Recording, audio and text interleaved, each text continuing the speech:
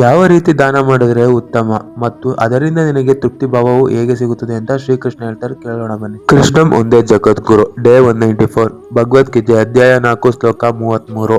ಶ್ರೀ ಭಗವಾನ್ ಉವಾಚ ಶ್ರೇಯಾನ್ ದ್ರವ್ಯಮಯಾದ್ ಯಜ್ಞ ಜ್ಞಾನಯಜ್ಞ ಪರಂತಪ ಸರ್ವಂ ಕರ್ಮ ಕಿಲಂ ಪಾರ್ಥ ಜ್ಞಾನೇ ಪರಿಸಮಾಪ್ಯತೆ.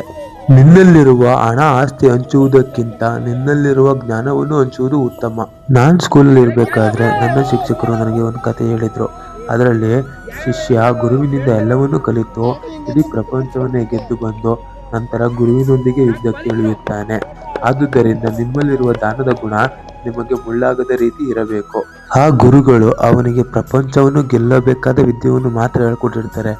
ಆದರೆ ಆ ಗುರುನೇ ಸೋಲಿಸುವಂತಹ ವಿದ್ಯೆಯನ್ನೇ ಅವರು ಹೇಳ್ಕೊಟ್ಟಿರಲ್ಲ. ಗುರುವಿನೊಂದಿಗೆ ಯುದ್ಧಕ್ಕೆ ಇಳಿದ ಶಿಷ್ಯ ಸೋತು ಕ್ಷಮೆಯಾಚಿಸಿ ಕೊನೆಗೆ ಸನ್ಯಾಸಿಯಾಗುತ್ತಾನೆ. ಇವತ್ತು ಸಂಡೇ ಆಗಿರೋದ್ರಿಂದ ಫಸ್ಟ್ ನಾವು ಶಟ್ಲ್ ಕಾಕ್ ಆಡಿ, ಆಮೇಲೆ ಕ್ರಿಕೆಟ್ ಆಡ್ದು, ಆಮೇಲೆ ತಿಂಡಿ ಮಾಡಿಕೊಂಡು, ಆಮೇಲೆ ಪುನಃ ಕ್ರಿಕೆಟ್ ಆಡಿ, ಆಮೇಲೆ ಮುತ್ತಣ್ಣನ ಟ್ರೈನಿಗೆ ಬಿಟ್ಟು, ಆಮೇಲೆ ಮನೆಗೆ ಬಂದು ವರ್ಕೌಟ್ ಮಾಡಿ ಆಮೇಲೆ ಭಗವದ್ಗೀತೆ ಪಾರಾಯಣ ಮಾಡಿ ಊಟ ಮಾಡಿ ಮಲ್ಕೊಂಡೆ. ಸರ್ವೇ ಜನ ಸುಖಿನೋ ಭವಂತು. ನಾಳೆ ಉಪವಾಸ ಇದೆ, ಏಕಾದಶಿ.